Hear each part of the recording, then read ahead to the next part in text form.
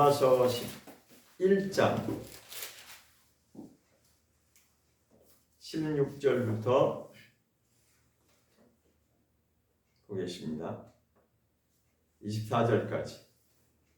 로마서 11장 16절부터 24절까지 같이 읽겠습니다. 시작. 제사는 처음 익은 곡식가루가 거룩한 즉 떡덩이도 그러하고 우리가 거룩한 즉 가지도 그러하니라. 또한 가지 얼마가 꺾여졌는데 돌 감람나무인 내가 그들 중에 접붙임이 되어 참 감람나무 뿌리의 진액을 함께 받는 자 되었은즉 그 가지들을 인하여 향하여 자긍하지 말라. 자긍할지라도 내가 뿌리를 보존하는 것이 아니요 뿌리가 너를 보존하는 것이니라. 그러면 내 말이 가지들이 꺾여온 것은 나로 접붙임을 받게 하려 함이라 하니 옳도다. 저희 믿지 아니함으로 꺾이우고 너는 믿음으로 섰느니라. 높은 마음을 품지 말고 도리어 두려워하라. 하나님이 원 가지들도 아끼지 아니하였은즉 너도 아끼지 아니하시리라. 그러므로 하나님의 인자와 어미를 보라. 넘어지는 자들에게는 어미가 있으니 너희가 만일 하나님의 인자에 구하면 그 인자가 너희에게 있으리라. 그렇지 않으면 너희도 지키는 바 되리라. 저희도 믿지 아니하는데 구하지 아니하면 접붙임을 얻으리니 이는 저희를 접붙이실 능력이 하나님께 있음이라. 내가 원 돌감나무에서 지킴을 받고 본성을 거치려 좋은 감람나무에 접붙임을 얻었은즉 원가진 이 사람들이야 얼마나 더 자기 감람나무에 접붙이심을 얻으리야.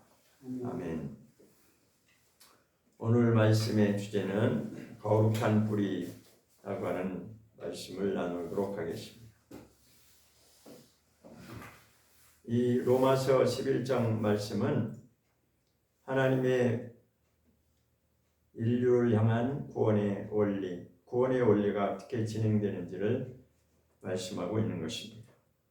그래서 거룩한 뿌리를 말씀하고 있고 또 원가지를 말하고 있고 꺾인 가지를 말씀하고 있고 접붙인 가지를 말씀하고 있습니다.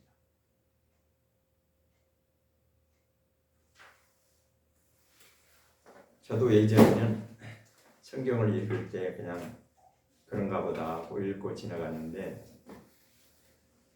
정말 관심 있게 성경을 보면 하나님의 구원의 원리가 얼마나 정확한지 성경은 정말 너무나도 정확합니다. 그래서 성경 전체의 내용은 무엇이냐면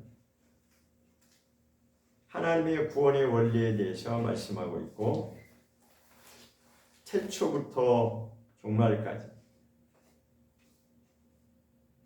기록하는 것입니다. 태초라고 하는 것은 영원하신 하나님, 이제 하나님은 시간이 우리처럼 이렇게 제한된 시간 속에 계신 분이 아닙니다. 영원부터 영원하신 하나님이신데 태초에라고 이렇게 시작한 것은 그 영원 가운데서 시간의 개념이 들어온 것입니다. 그래서 태초에 이렇게 시작해서 태초부터 시작해서 그 마지막은 이제 종말까지 이렇게 기록하고 있는 것입니다. 다니엘서 9장을 한번 보면 그 말씀이 종말에 관한 말씀을 분명히 말씀하고 있습니다. 다니엘서 9장을 한번 보겠습니다.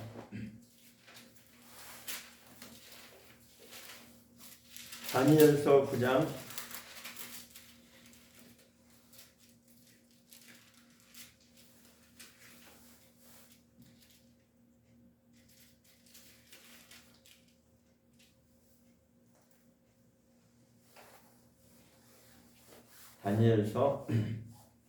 9장을 보면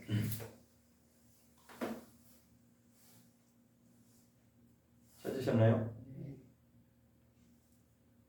24절을 한번 보겠습니다.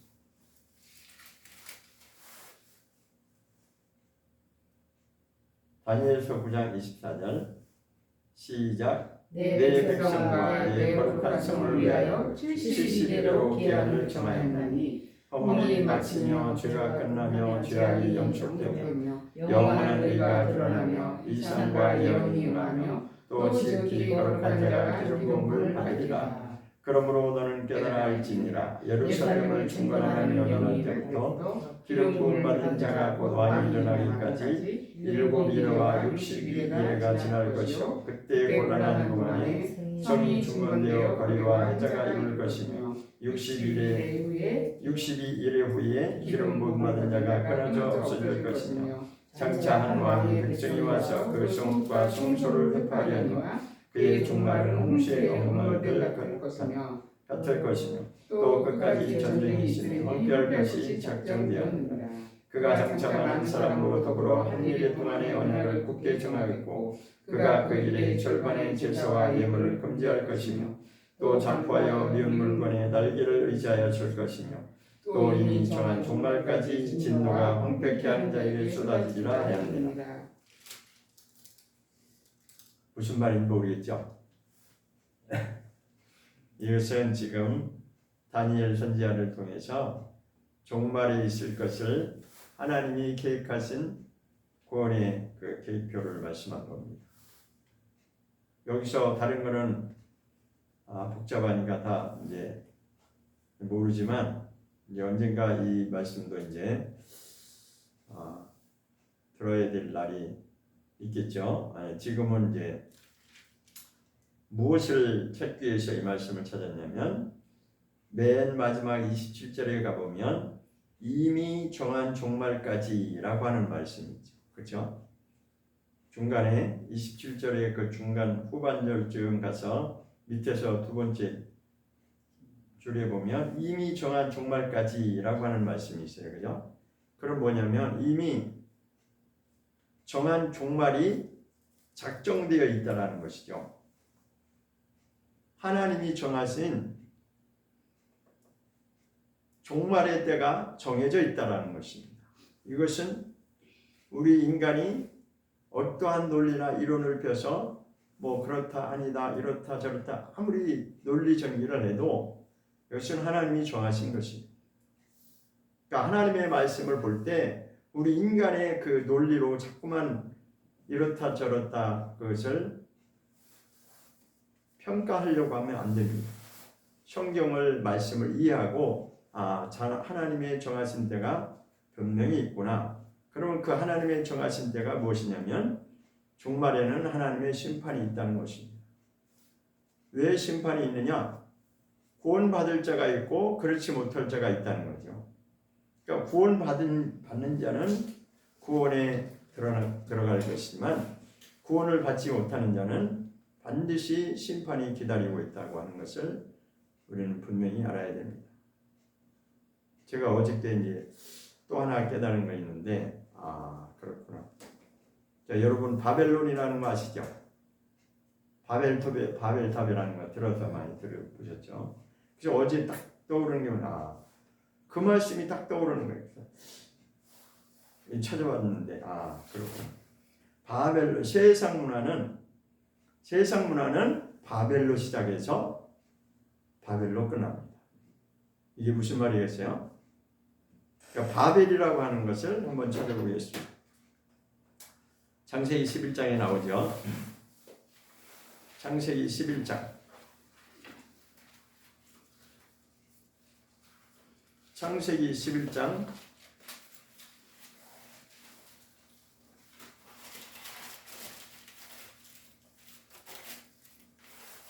1절부터 9절까지 한번 읽고 말씀드리겠습니다. 창세기 11장 1절부터 9절까지 보겠습니다. 시작. 온 땅에 꿈이 하나요 언어가 하나였더라. 이에 그들이 동방으로 옮기다가 시날 평지를 만나 거기 거하고 서로 말하되 자 벽돌을 만들어 견고히 굽자하고 이에 벽돌로 돌을 대신하며 역청으로 진흙을 대신하고 또 말하되 자 청과제를 쌓되 꼭대기를 하늘에 닿게 하여 우리 이름을 내고 온 세면에 떠짐을 면하자 하였더니 여호와께서 인생들의 쌓는 성과 대를 보시려고 강림하셨더라. 여호와께서 가라사대 이 무리가 한 족속이 언어도 하나이므로 이같이 시작하였으니 이후로는 그 경영이 이를 금지할 수 없으리로다. 자, 우리가 내려가서 거기서 그들의 언어를 혼잡게 하여 그들로 서로 알아듣지 못하게 하자 하시고 여호와께서 거기서 그들을 온 지면에 흩으신 고로 그들이 성사기를 그쳤더라. 그러므로 그 이름을 바벨이라 하니 이는 여호와께서 거기서 온 땅의 언어를 혼잡게 하셨습니다. 여호와께서 거기서 그들을 온 지면에 흩으셨더라. 자, 질문하겠습니다. 우리 언어가 처음에는 몇 가지라고 그랬대요? 네. 언어가 하나 있었다고 그랬습니다. 그러니까 노아 홍수에 한번 하나님이 쓸어버리시고 다시 그 가족 노아의 가족 8명을 통해서 자 이제 다시 시작한다 해서 다시 시작했는데 여전히 인생들이 하는 것이 또 여전히 하나님을 대적하는 그런 죄악들이 또 시작되는 것이 바로 11장에 나오는 그 시작입니다. 그때 당시에는 언어가 하나밖에 없었다고 분명히 말씀하고 있어요. 그런데 오늘날에는 언어가 몇 개나 돼요? 우리가 숫자를 알 수 없을 정도로 각 나라 족속이라고 하는 언어들이 다 이렇게 자 그러면 이 언어가 하나였었는데 언어가 이렇게 다 분산된 원인이 뭐죠? 하나님을 대적하는 일을 멈추지 않으니까 하나님이 그것을 흩으시려고 한 것이 뭐였어요? 언어를 혼잡게 하셨다라고 성경은 분명히 알려주고 있습니다. 그러니까 이것을 우리가 분명히 알아야 될 이유는 인간의 죄가 끝이 없다는 거예요. 언어를 흐트러뜨리지 않으면 이 인생들의 하나님을 대적하는 이 인생들의 죄악이 멈출 수가 없는 거지. 그래서 하나님은 그 방법으로 언어를 흩으셨어요. 자, 그럼 언어를 흩으렸는데 그것이 지금 9절에 보면 그러므로 했어요. 그러므로 하고 하는 거예요. 이제 1절부터 8절까지 내용이 뭐예요? 신할 평지에서 그들이 거기서 벽돌을 만들고 역총으로 진흙을 만들고 그들이 무엇을 성과 대를 쌓아서 꼭대기까지 그것을 높이 짓겠다는 거예요. 그러니까 인생들의 마음은 그러니까 홍수를 한번 경험했으니까 이제는 우리가 이 성을 높이 쌓으면 우리는 홍수를 당하지 않을 거야. 그런 이 인간의 말하자면 지혜를 짜낸 거죠. 그죠? 이렇게 하면 우리의 방법을 이렇게 총동을 시키면 우리는 다시 홍수 같은 일을 당하지 않을 것이라고 하는 그러한 자기들의 스스로의 그 지혜를 짜내서 대를 쌓기 시작하는 것이 이것이 바로 뭐냐면 하나님을 대적하는 삶이 된 것입니다. 그래서 하나님이 뭐라고 하셨어요? 5절에 보면 여호와께서 인생들의 쌓는 성과 대를 보시려고 강림하셨다라고 인생들이 어떤 삶을 살고 있나라고 이제 그것을 보시려고 강림하셨어요. 그래서 하나님 말씀하십니다. 언어가 하나이므로 이 일을 멈출 수가 없다는 거예요. 금지할 수가 없다. 방법은 언어를 흐트러야지만이 이게 불가능하다. 그래서 그 이후로는 이제 다 흩어졌죠. 말이 안 통하니까. 그죠? 7절에 보면 자 우리가 내려가서 거기서 그들의 언어를 혼잡게 하여 그들로 서로 알아듣지 못하게 하자 하시고 여호와께서 거기서 그들을 온 지면에 어떻게 하죠? 흩어버리셨다고 했어요. 그래서 그들이 그때까지만 해도 아주 열심을 내고 아주 자신만만하게 그렇게 성을 쌓아 올라가기 시작했는데 그것이 이제 멈춰진 것입니다. 그래서 그때까지의 그 인간의 하나님을 대적하는 그러한 행동이 멈춰지는 그 일이 그것을 무엇이라고 하냐면 하나님이 이제 그것을 통해 언어를 흩으셨는데 거기서 그 이름을 바벨이라고 하는 이름이 등장한 거죠. 그러므로 그 이름을 바벨이라 하니 이는 여호와께서 거기서 온 땅의 언어를 혼잡하게 하셔서 그들을 흩어버린 것이 바로 바벨이라는 이름이 등장했어요. 그래서 이 원어를 이제 찾아보면 뭐라고 바벨이라고 하는 의미가 뭐냐면 항상 인생들이 하나님을 대적하는 그런 대적자로서의 하나님을 배신하고 하나님을 멀리하고 하나님을 거역하고 할 수밖에 없는 그런 삶을 사는 의미로 이제 이 바벨이라고 하는 뜻이 시작된 것입니다. 그래서 보면 그 구약의 역사를 쭉 보면은 바벨론이라고 하는 말이 엄청 많이 나옵니다. 바벨론이라는 말이 계속 나오는데 결론은 어디까지 나오냐면 계시록을 보겠습니다. 요한계시록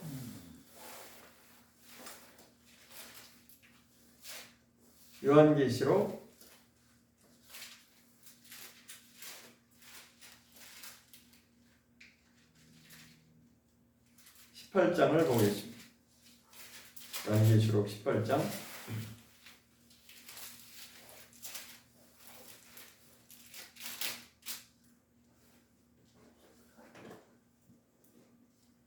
2절을 보게. 요한계시록 18장 2절 시작. 힘센 음성으로 외쳐가로되 무너졌도다 무너졌도다 큰 성 바벨론이여 귀신의 처소와 각종 더러운 영이 모이는 곳과 각종 더럽고 가증한 새 모이는 곳이 되었도다. 여기 바벨론이라는 이름이 나오죠. 이 바벨론이 뭐냐? 귀신의 처소다 이렇게 설명하고 있어요. 각종 더러운 영이 모이는 곳이다 라고 설명하고 있습니다.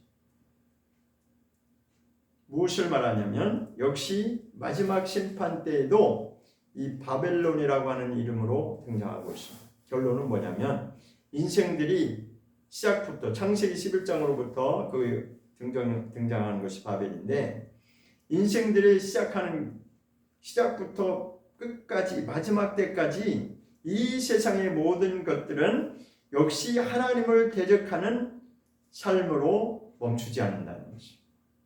끝까지 그 일이 반복된다는 거예요.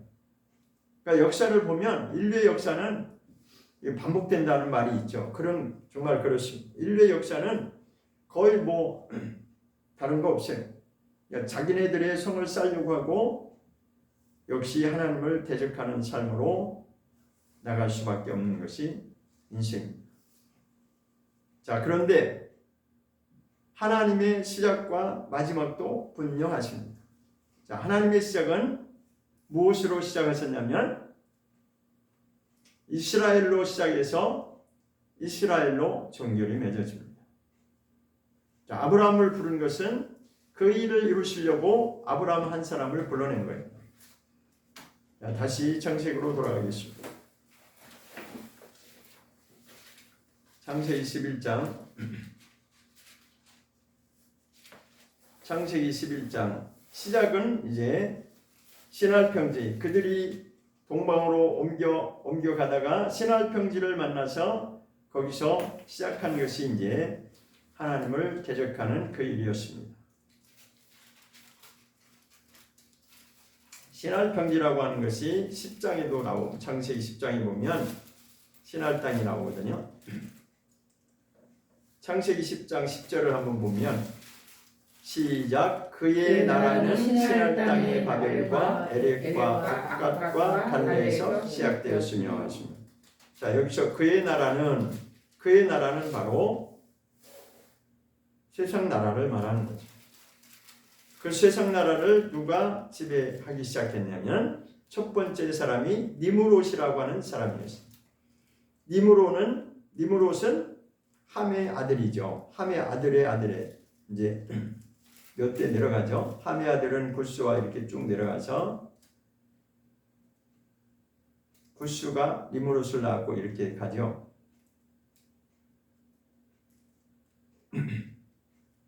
그러니까 함, 구스, 니므롯 하면 한 손자 정도 되나요? 어쨌든 함의 이제 그 자손에서 니므롯이라고 하는 사람이 등장했는데 그가 이제 중심이 되어서 시날 땅에서 그의 나라가 이제 시작된 것입니다. 그것이 11장 1절부터 이제 본격적으로 설명이 나오는 것이죠. 자, 그렇다면 아브라함이라고 하는 사람은 지금 어디에서 등장하고 있냐면 11장 26절 이후에 등장하고 있습니다. 자, 11장 26절에 가보면 데라는 70세의 아브라함과 나홀과 하란을 낳았더라. 데라라고 하는 사람이 셈의 자손 중에 한 사람입니다. 몇 대까지 내려갔냐면 셈의 9대 손이 데라고 마지막 10대 손이 아브라함인데, 자, 아브라함이 이제 본격적으로 등장하기 시작합니다. 27절. 창세기 11장 27절에 보면 데라의 후예는 이러하니라 해서 설명이 나옵니다. 데라는 아브라함과 나홀과 하란을 낳았고 하란은 롯을 낳았으며, 저 이제 자손들을 설명하고 쭉 설명하는데, 여기서 핵심은 아브라함을 부르는 것이 핵심입니다. 아브라함을 불러내는 것이 핵심이죠. 이때 이제 갈대아 우르에서 살고 있던 아브라함을 불러내는 이야기를 여기서 시작하는 것입니다. 그것이 이제 본격적으로 시작되는 것이 12장입니다. 창세기 12장 보겠습니다. 창세기 12장 1절 시작. 여호와께서 아브라함에게 이르시되 너는 너의 본토 친척 아비 집을 떠나 내가 네게 지시할 땅으로 가라 하십니다. 자, 여기 한 절로 나오는데, 자, 이것이 간단한 문제가 아닙니다. 사실 우리는 그냥 아브라함이 하나님이 지시하는 땅으로 갔나 보다 이 정도로 쉽게 생각하는데, 이거는 굉장히 엄청난 사건입니다. 왜 엄청난 사건이냐? 그때 당시에 그 시날 평지를 중심으로 해서 모든 사람들이 그 갈대아 우르를 중심으로 해서 그 바벨론, 그러니까 소위 말해 바벨론 문화에서 완전히 문명을 일으키며 살던 때였습니다. 그러니까 우리는 오늘날 우리만 이 문명 시대라고 생각할 수 있는데 그렇지 않고 그때도 역시 굉장히 문명이 발전했었습니다. 자, 그런데 이 아브라함이라고 하는 사람은 자기의 본토 친척 아비집을 떠나라 라고 하나님이 명령하시는 것입니다. 본토라고 하는 것은 자기 고향을 말하는 거죠. 친척이라고 하는 것은 자기의 이제 인척관계, 그러니까 그런 자기의 고향을 버리고 친척들도 버리고 자기가 태어난 그 아비집을 떠나야만 되는, 그러니까 자기의 모든 것을 다 포기하고 다 내려놓고 하나님이 명령하시는, 하나님이 가라고 하시는 그 땅으로 지금 가야 되는 것입니다.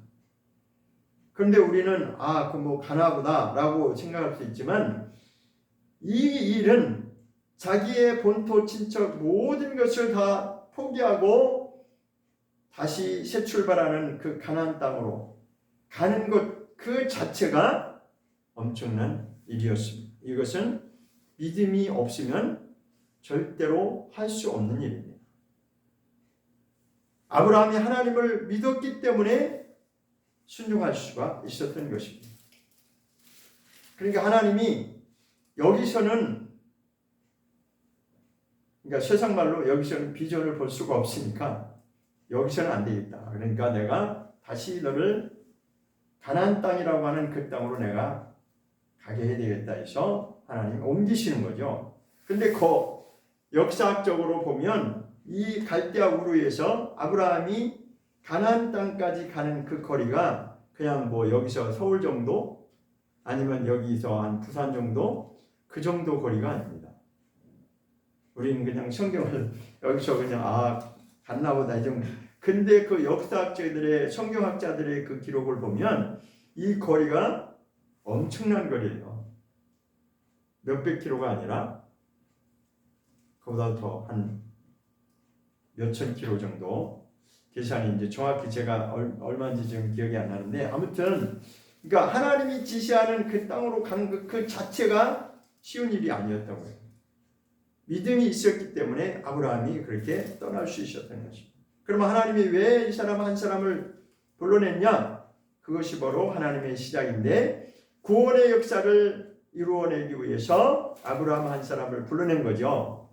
자, 그럼 아브라함 한 사람을 통해서 인류의 구원의 역사가 이루어지냐? 그게 아니고 그의 자손들을 통해서 이제 역사가 이루어지는 거죠. 그래서 2절에 보겠습니다. 창세기 12장 2절 시작. 내가 너로 큰 민족을 이루고 네게 복을 주어 네 이름을 창대케 하리니 너는 복의 근원이 될지라 하는 거예요.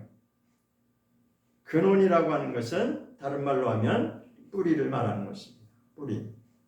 자, 그러니까 아브라함 한 사람이 뿌리가 된 것이 아니라 아브라함 한 사람을 선택해서 그를 통해서 이제 거룩한 민족, 여기서는 큰 민족을 이룬다고 그랬죠.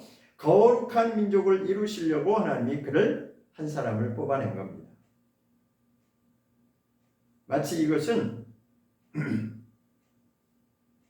노아를 생각하면 노아 시대에도 그때 당시에는 뭐 900세 이상 사는 것은 그냥 평균치가 900세 이상이었어요.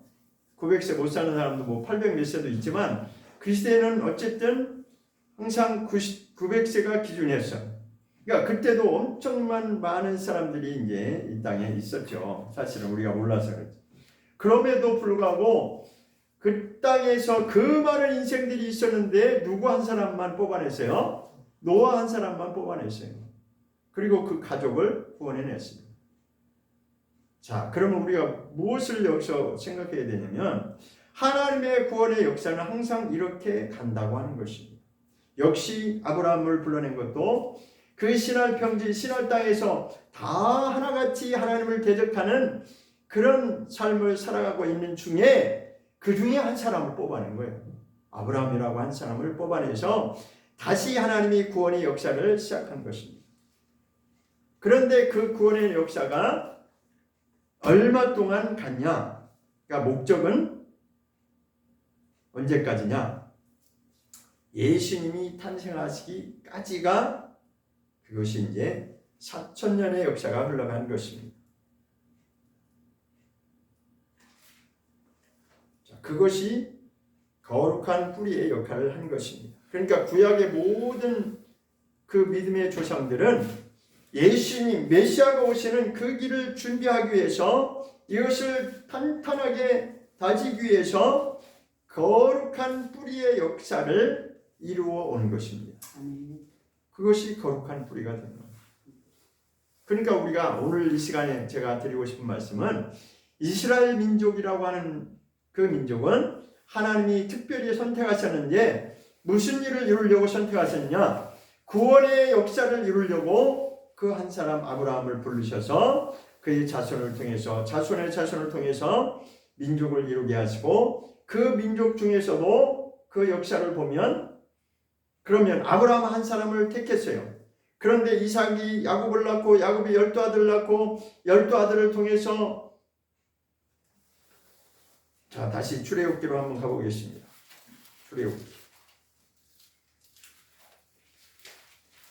출애굽기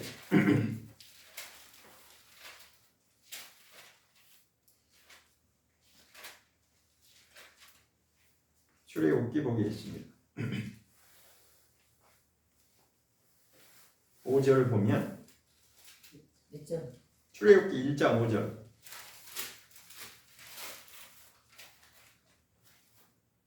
출애굽기 1장 5절입니다.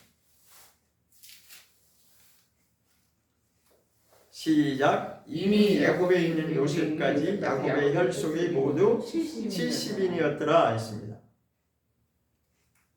야곱은 아브라함의 손자죠. 그죠?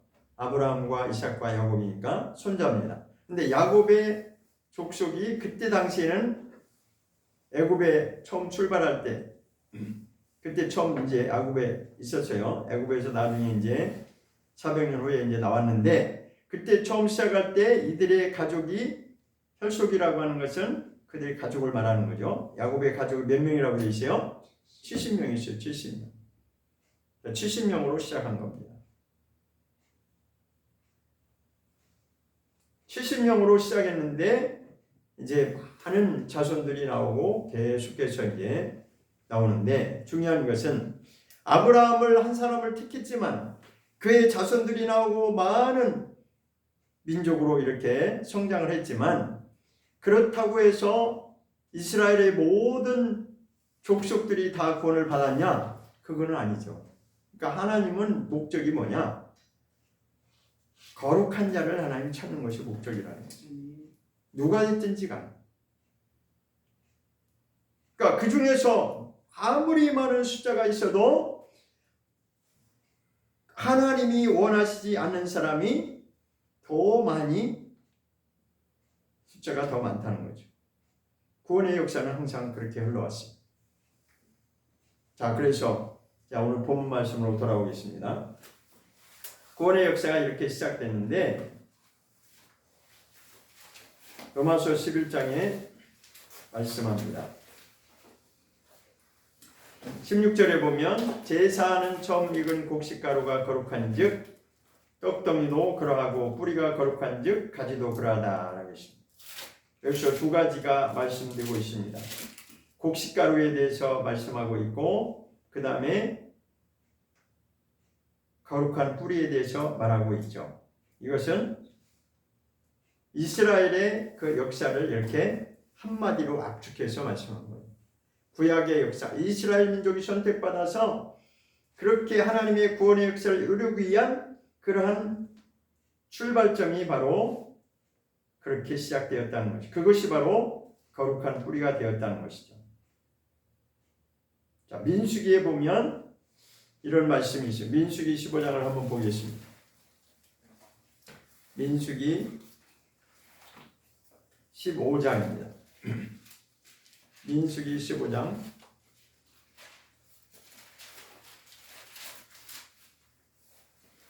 민수기 15장 18절부터 보겠습니다.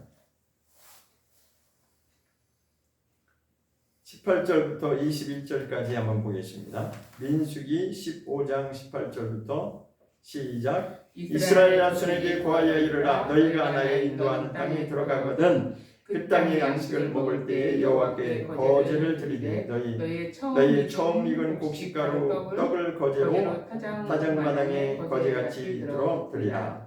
너희의 처음 익은 곡식가루 떡을 대대 여호와께 거제로 드릴지니라. 여기도 보면 처음 익은 곡식가루 이야기가 나오죠. 그런데 지금 로마서 11장에서 그 이야기가 나왔어요. 처음 익은 제사하는 처음 익은 곡식가루가 거룩한즉 떡덩이도 그러하다. 뿌리가 거룩한즉 가지도 그러하다. 이렇게 말씀하고 있습니다. 이 말씀은 이스라엘을 두고 이렇게 지금 설명하고 있습니다. 이스라엘의 역사가 처음에 아브라함 한 사람을 통해 시작됐는데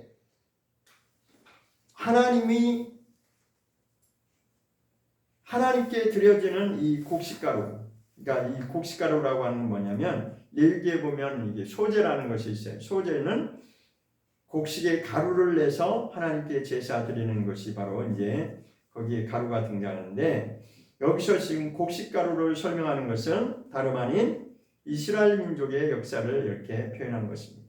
그러니까 처음 익은 곡식가루가 거룩한즉 이 말은 뭐예요? 이스라엘의 그 처음 선택받은 하나님의 거룩함이 시작되었는데 그러므로 말미암아 그로 인하여 시작된 이스라엘 민족도 거룩하다는 것입니다.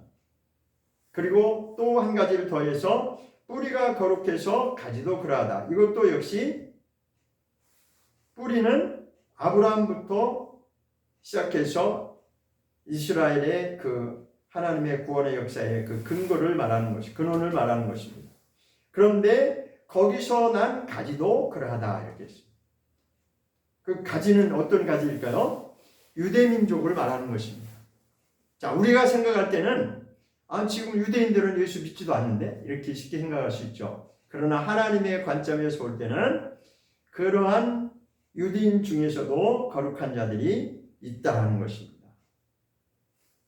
우리는 겉으로 드러나는 것만 보면 안 됩니다.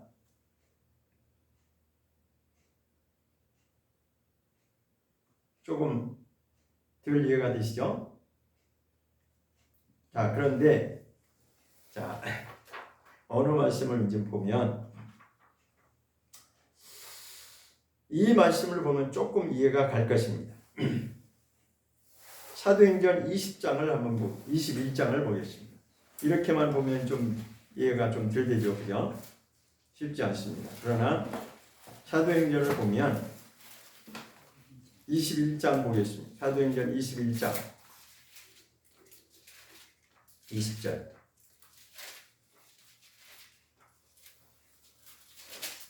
21장입니다. 21장 20절 자, 성경에 이런 말씀도 있어요. 우리는 그냥 다 읽고 지나쳤는데 21장 20절에 찾으셨나요? 네. 시작. 저희가 듣고 하나님께 영광을 돌리고 바울더러 이르되 형제여 그대도 보는 바에 유대인 중에 믿는 자가 수만 명이 있으니 다 율법에 열심히 있는 자라. 다시 한번 보겠습니다. 저희가 듣고 하나님께 영광을 돌리고 바울더러 이르되 형제여 그대도 보는 바에 유대인 중에 믿는 자 수만 명이 있으니 다 율법에 열심히 있는 자라 했습니다. 자, 하나님께 영광을 돌리는 그 사람들이 있는데 지금 누구를 말하고 싶으냐면 유대인을 말하고 싶은 거예요. 지금 사도행전은 바울이 쓴 것이 아니라 누가 썼어요? 누가라고 하는 사람이 쓴 것입니다. 자, 그런데 여기 핵심은 뭐냐? 유대인들이 하나님께 영광 돌린다는 건 뭐예요? 하나님을 믿고 또한 예수를 믿는 자들을 말하는 것입니다. 왜? 이때 당시는 이미 예수님이 십자가를 지시고 부활하셔서 승천하신 이후의 사건이거든요.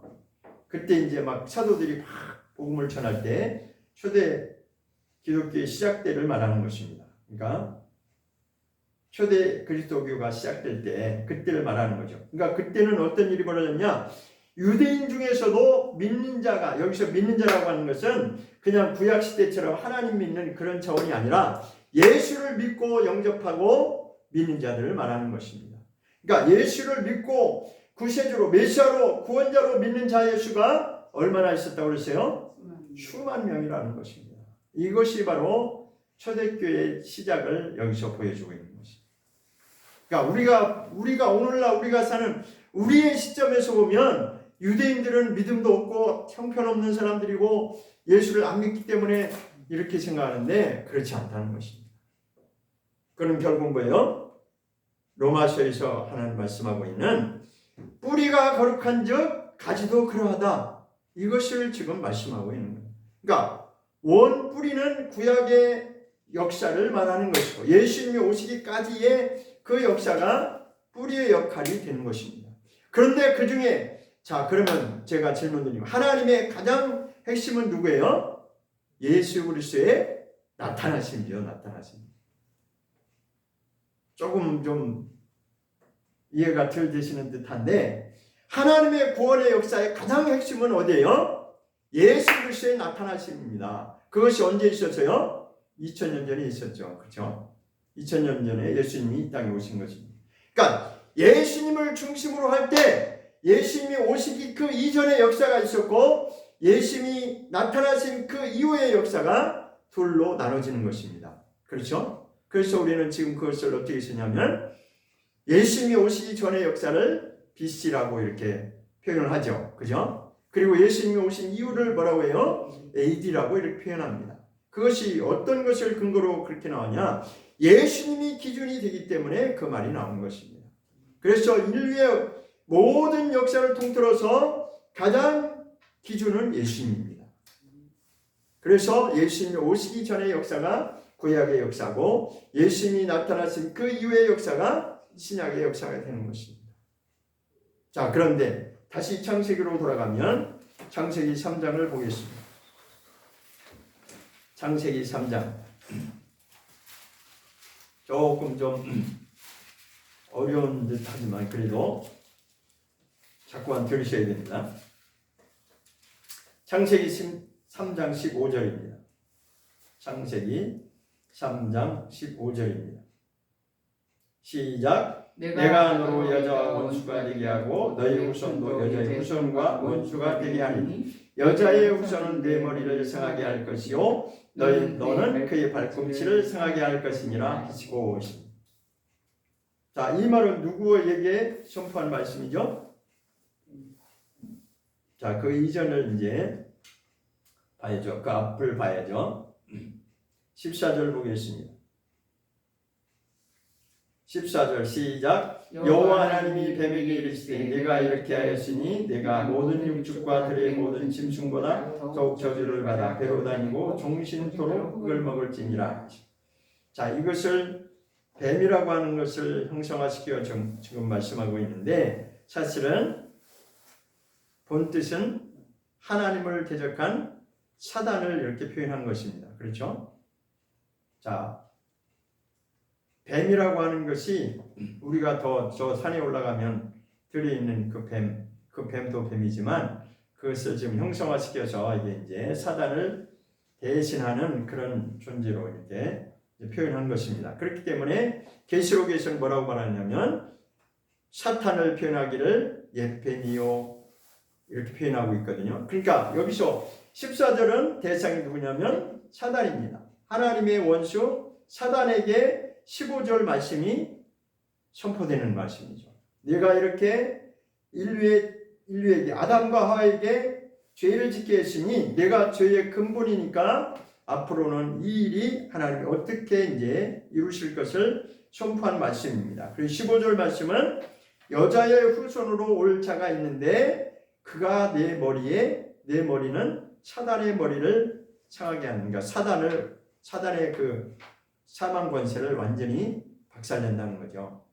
그건 누구를 지금 약속하신 거예요?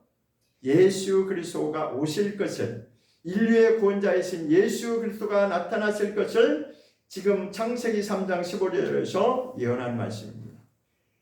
그렇기 때문에 성경 전체로 볼 때 가장 핵심은 예수 그리스도의 나타나심입니다. 근데 예수님이 나타나시기까지의 그 역할을 감당한 자가 누구였어요? 이스라엘 민족이었다 이거죠.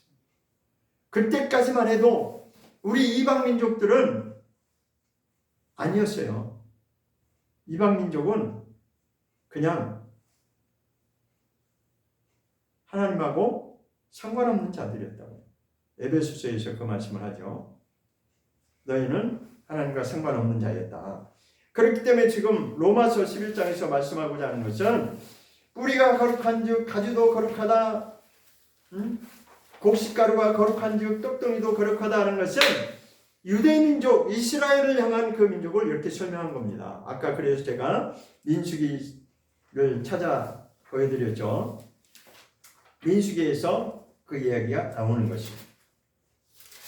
자, 다시 로마서 11장으로 돌아가겠습니다. 자, 그러면 구약에서 한 구절을 또 더 찾아보도록 하겠습니다. 느헤미야 10장을 한번 보겠습니다. 느헤미야서 10장 37절을 한번 보겠습니다. 느헤미야 10장 37절. 느헤미야서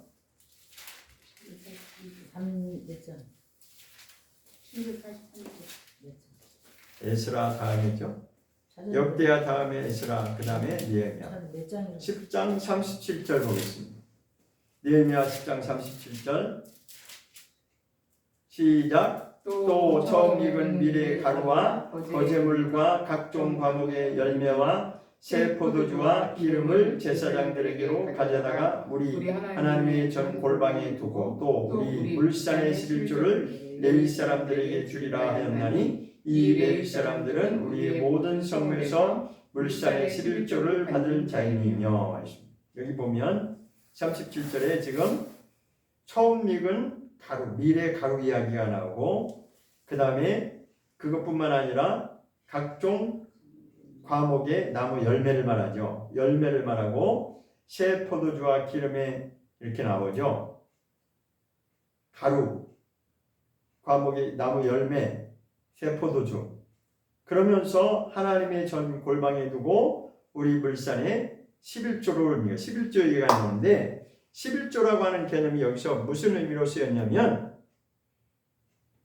이제 한마디로 말씀드리면 모든 인류의 역사에 통틀어서 11조의 역할을 담당한 자들이 바로 이스라엘 민족이라는 겁니다. 다시 말해서 여기서 강조하고자 하는 것은 첫 열매를 말하고자 하는 거예요. 처음 익은 이렇게 나오죠. 그죠? 그러니까 첫 열매로서의 역할을 감당한 자가 뭐냐면 이스라엘입니다. 이스라엘. 그걸 우리가 꼭 이해를 하셔야 돼요.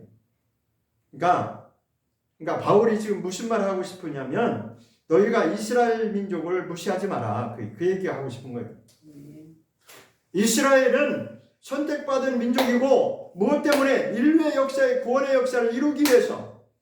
그 처음 시작이 아브라함이었고 아브라함이 통해서 민족이 나왔는데 그 역사, 예수님이 오시기까지의 역사를 그 일을 감당해낸 민족이 누구였냐면 이스라엘 민족이 그 일을 감당했다는 것입니다. 말하자면 인류의 전체를 통틀어서 하나님께 11조로 드려진 역할이 바로 이스라엘 민족이었다는 것입니다. 그들이 아니었으면 너희는 있을 수가 존재할 수가, 그러니까 세상에 존재하는 건 존재하겠죠. 그러나 구원의 역사로 들어갈 수 없다라고 하는 것을 말하고 싶은 것입니다. 너희가 구원받은 것은 이스라엘 민족이 그 일을 잘 감당해 주었기 때문에 오늘날 너희가 있을 수 있다라고 하는 것입니다. 뿌리를 무시하지 말라는 것입니다. 이스라엘이 거룩한 뿌리의 역할을 잘 감당해 줬기 때문에 언제까지? 예수님이 오실 때까지. 메시아가 오시기까지의 그 길을, 주의 길을 예비하기 위해서 그들이 그 많은 세월을 환난과 고통과 이방인들한테 우겨쌈을 당하고 공격을 당하고 무시를 당하고 죽임을 당하고 그렇게 했을지라도 그들은 이 성경에 오늘날 우리는 이렇게 쉽게 성경을 들고 있지만 이 말씀을 지켜내기 위해서 그들이 얼마나 수고를 했겠습니까? 저도 예전에 몰랐어요. 근데 이것을 알고 나니까 정말 다시 한번 생각하게 됐다. 이스라엘 민족이 우리가 볼 때는 지금 예수님 안 믿으니까 완전히 무시해도 되는 것처럼 생각하죠? 아니요. 그들 중에도 하나님이 남겨놓은 자들이 있어요. 뿌리 역할을 끝까지 감당하는 자들이 있다고요. 그게 아까 사도행전 초대교회 때 유대인 중에 민자가 얼마나 많았다고 그랬어요? 수만 명이 왜 하나님 구약의 말씀을 아니까 메시아로 오신 예수님 맞구나라고 그것을 깨닫고 돌이킨 자들이 수만 명이 이르렀다고 하는 것은 초대교회 처음 때는 유대인들 중에 예수 믿는 자가 많았다고요, 적었다고요? 그때는 많이 있었어요. 자, 그럼 왜 지금 이렇게 됐냐? 역전이 됐죠, 그죠? 그것을 지금 설명하고 있는 거예요. 이방인들을 살려내기 위해서 하나님이 구원의 역사를 그렇게 지금 진행시키고 있다는 것입니다. 그것을 우리가 꼭 알아야 됩니다.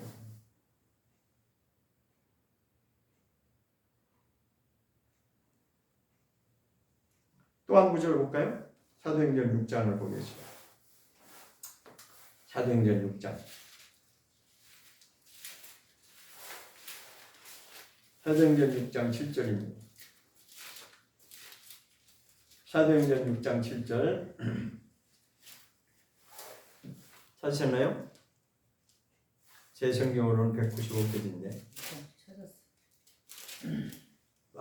사도행전 6장 7절 자 보겠습니다. 시작. 하나님의 말씀이 점점 멍성하여 예루살렘에 있는 제자의 수가 더 심히 많아지고 허다한 제사장의 무리도 이 도에 복종하니라. 다시 한번 읽겠습니다. 하나님의 말씀이 점점 왕성하여 예루살렘에 있는 제자의 수가 더 심히 많아지고 허다한 제사장의 무리도 이도에 복종하니라 했습니다. 자, 여기 보면 허다한 이런 표현은 허다한이라고 하는 표현이 어디 많이냐면 사복음서에 보면 그런 표현이 여러 번 나옵니다. 그때 당시에 예수님이 이 땅에 공생의 사역을 하고 계실 때 예수님을 따르던 무리들이 허다한 무리라고 이렇게 표현하고 있어요. 그 허다한 무리라고 하는 것은 셀 수 없는 큰 무리를 아주 숫자가 많은 자들을 말할 때 허다한 무리라고 이렇게 표현합니다. 많은 숫자를 말하는 거예요.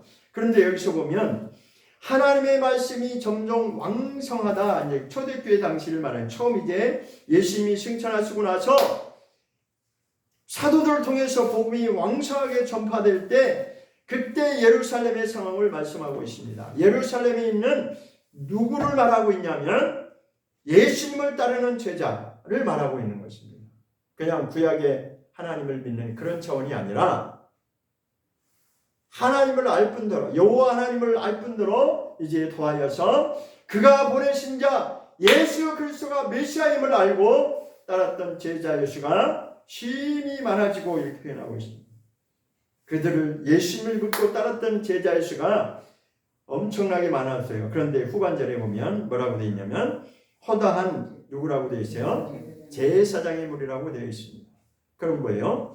제사장. 당시에 구약에서는 제사장 하면 일반 저기가 아니죠. 제사장은 그 성소에까지 들어갈 수 있는 자들이 제사장인데, 자, 이 제사장들 조차도 예수님을 구원자로 받아들이고 믿는 자들이 많이 나왔다는 거. 허다한 제사장 무리가 나왔다는 거죠. 그럼 아까 사도행전 21장 20절 말씀과 이 두 절의 말씀을 통해서 초대교회 정말 사도들이 복음을 처음으로 증거하기 시작할 그때가 이제 교회가 탄생해서 그리스도인들이 막 퍼져나가는 그때 당시죠. 그때 당시에는 유대인들 중에도 믿는 자가 많이 있었다는 것입니다.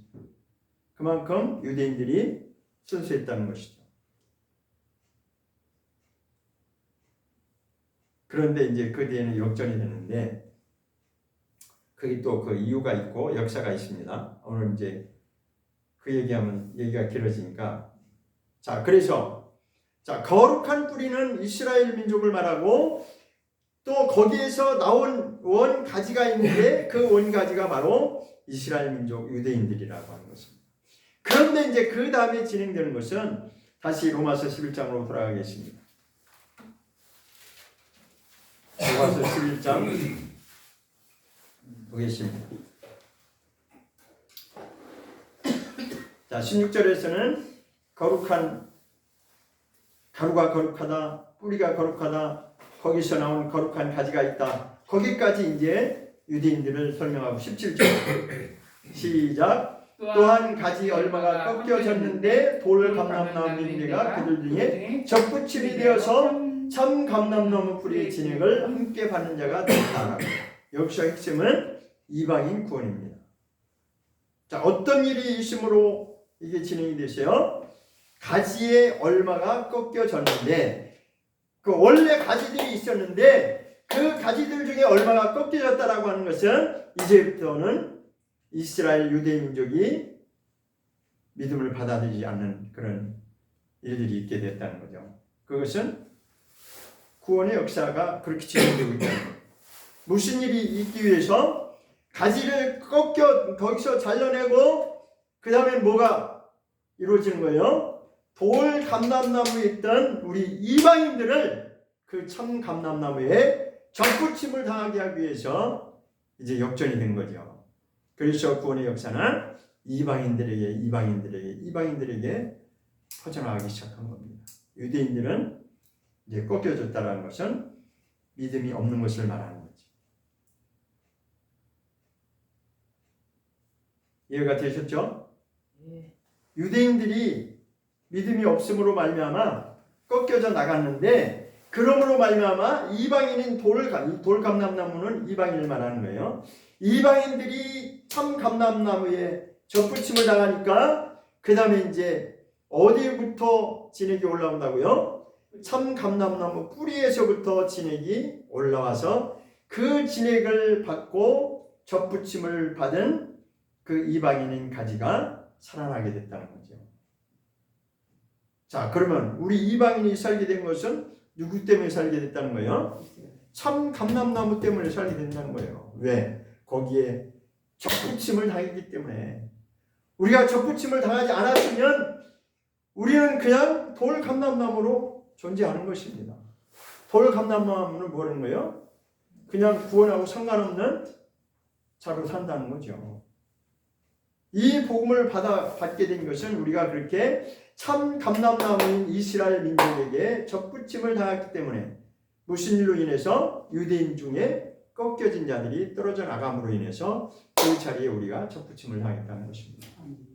이렇게 하나님이 구원의 역사를 이루어 가신다는 것입니다. 그러니까 바울이 말하고 싶은 것은 원뿌리는 이스라엘이다, 유대 민족이다.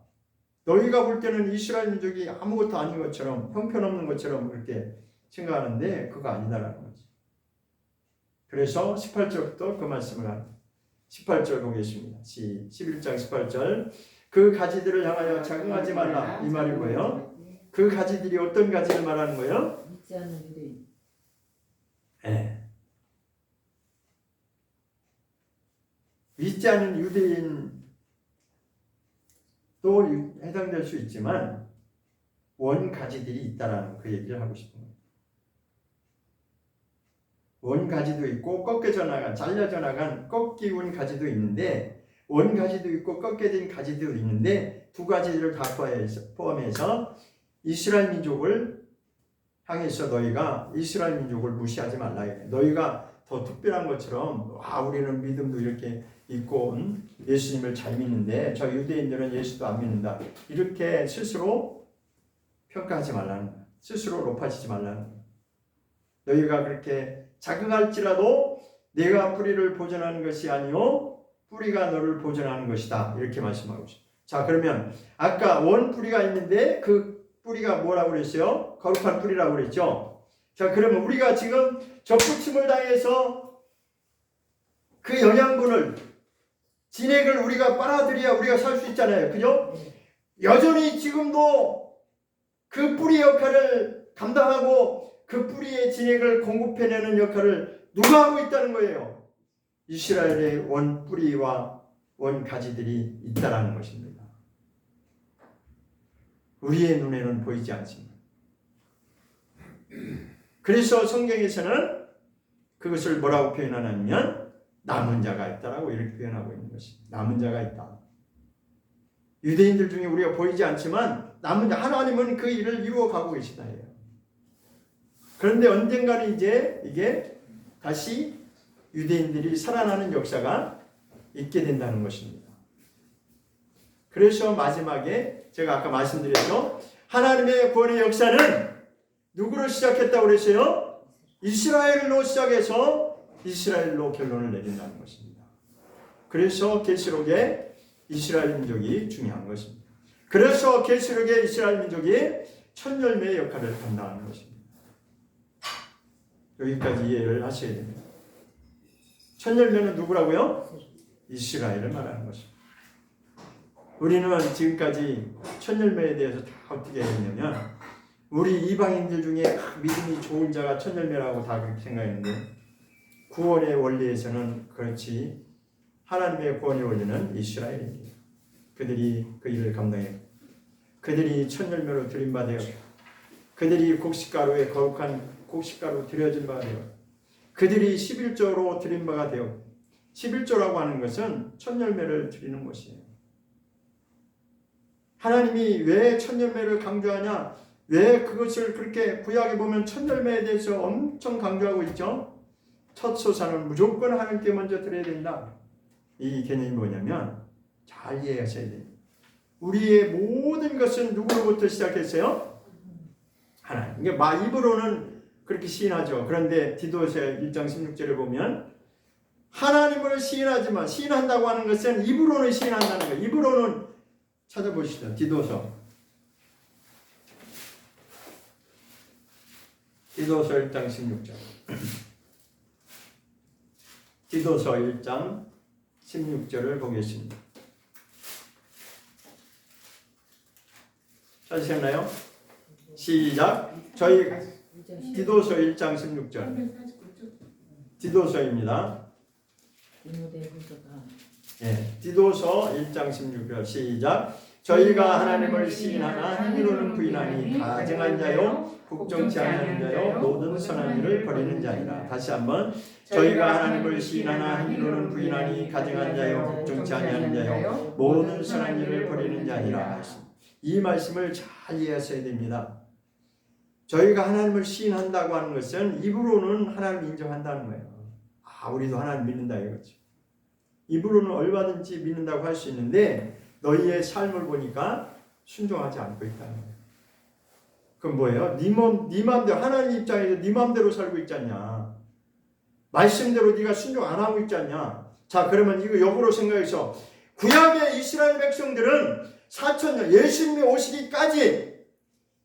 오시기까지 얼마나 철저하게 이 하나님의 율법의 말씀을 지키려고 했냐면 우리는 다 이해하지 못하기 때문에 모르지만 그들은 그 믿지 않는 자들 말고 이스라엘 민족 중에도 거역하는 자들 많았어요. 그렇지만 철저하게 순종하며 살려고 했던 그 사람들이 있었어요. 그 사람들에 의해서 오늘날 성경이 우리까지 전달이 되는 겁니다.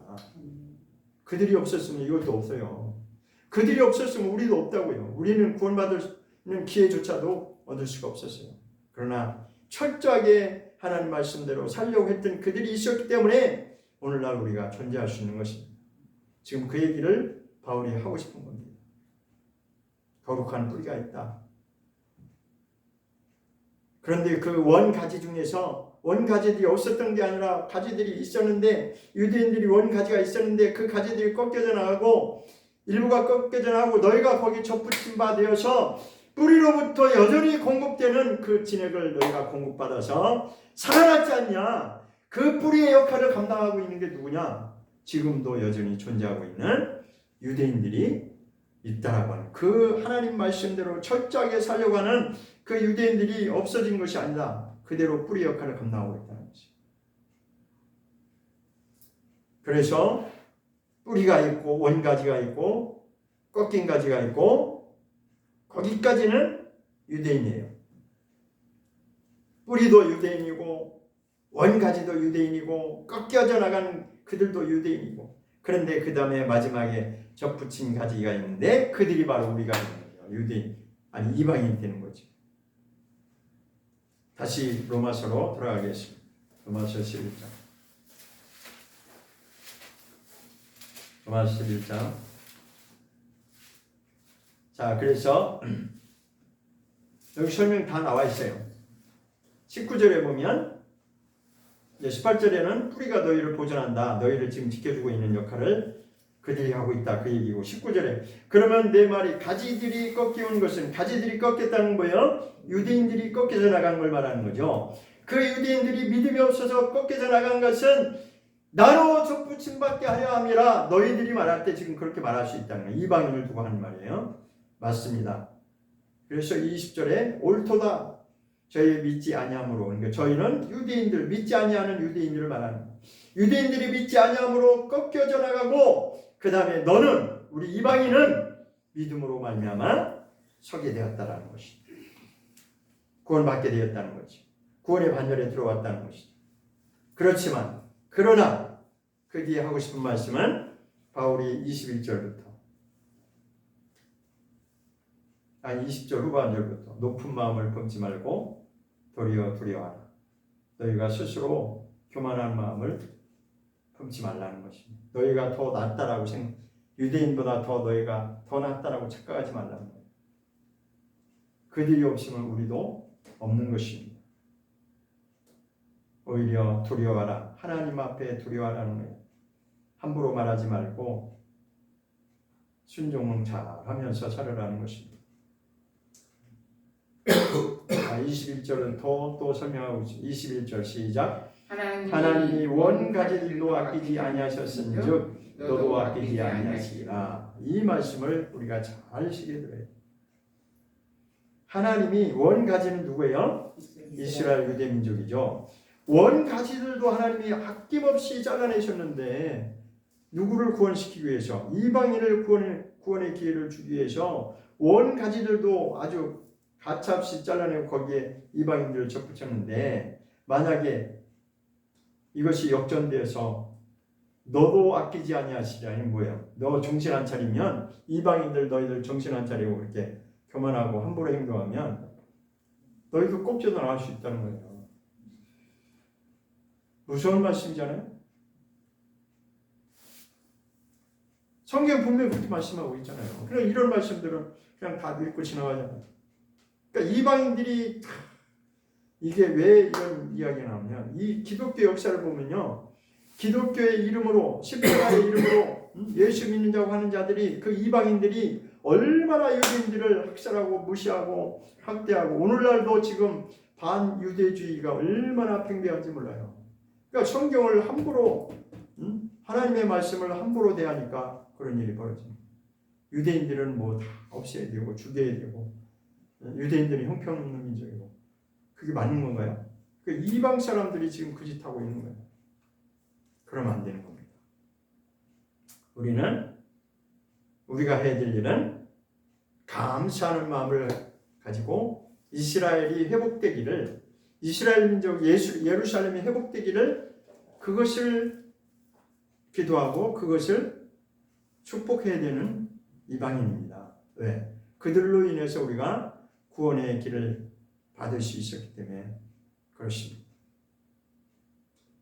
너희도 그렇지 않으면 하나님이 얼마든지 쳐낼 수 있다고 분명히 말씀하고 있습니다. 22절 보겠습니다. 시작. 그러므로 하나님의 인자와 어미를 보라. 넘어지는 자들에게는 어미가 있으니 너희가 만일 하나님의 인자에 거하면 그 인자가 너희에게 있으라. 그렇지 않으면 너희도 찍힌다고요.